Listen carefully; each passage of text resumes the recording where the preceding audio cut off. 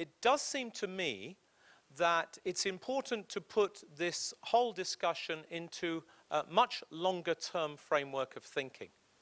A framework in which very big long-term drivers of human mobility and economic globalization and technology development and environmental challenge and also continental integration form the kind of long-term trends to which we are responding.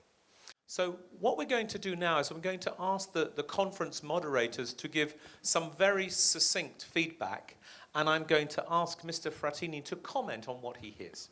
So let's begin, if we may, with question number one.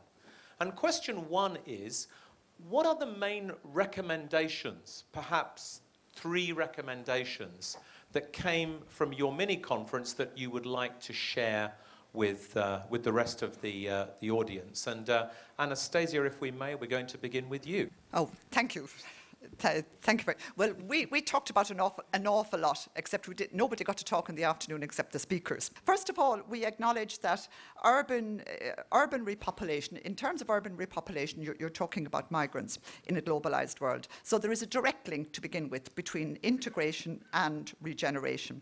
And in that context, we also very, very clearly acknowledge that when we're our starting point in talking about European society is talking already about a society, societies that are diverse and within which diversity rather than monoculturalism is the norm. Thank you very much.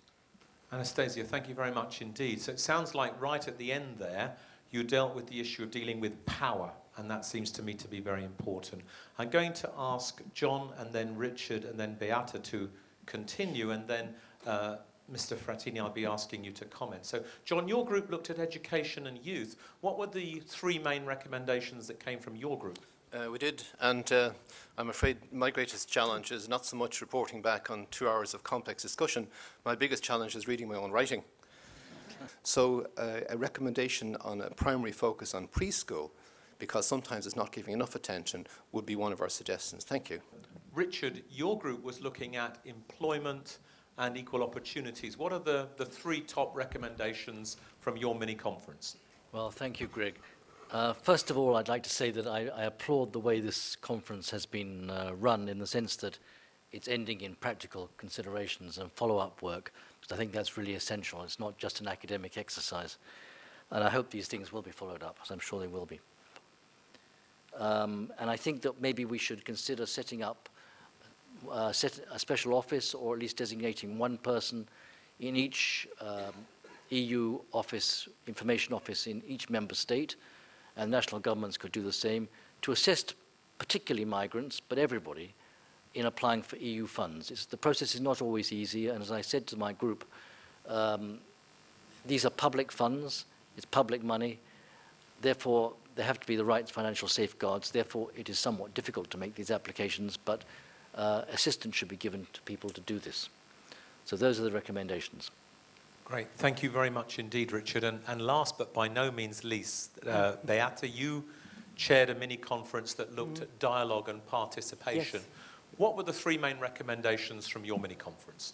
So the 3 main recommendations must be seen in the context of our discussion. And the context of our discussion was we addressed the whole political context under which our recommendations have now been developed, and they are deeply influenced also by foreign policy, by globalization, etc. That the whole process gives us now the feeling that all of us are respected members in our societies, and that we also feel as such. So we think a kind of Rotterdam process which continues would be helpful. Thank you very much indeed. Mr. Vice President, would you like to take a moment to reflect on what you have heard and make any observations that you would like to make? Well, it's extremely difficult to react to these very interesting suggestions. I'm very grateful for this very fruitful discussion. The final point, participation. Yes, participation is first of all co-ownership of the process. Integration is a process. in itself, and we need broader consultation